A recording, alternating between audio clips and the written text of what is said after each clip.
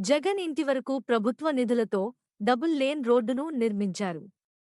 ఈ రోడ్డును జగన్ తన సొంత ఎస్టేట్లోని రోడ్లాగా భావిస్తున్నారని, ఇతరులు ఎవరికీ స్వేచ్ఛగా తిరిగే అవకాశం లేకుండా చేశారని టీడీపీ నేతలు ఆరోపిస్తున్నారు.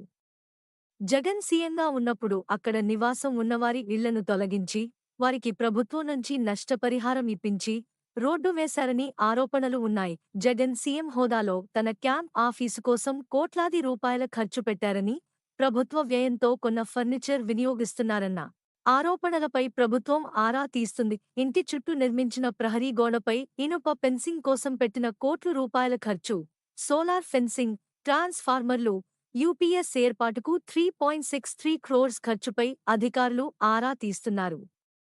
నిబంధనలు అతిక్రమించారని తేలితే మాజీ సీఎం జగన్కు నోటీసులిచ్చి కేసు నమోదు చేసే యోచనలో రాష్ట్ర ప్రభుత్వం ఉందని తెలుస్తోంది.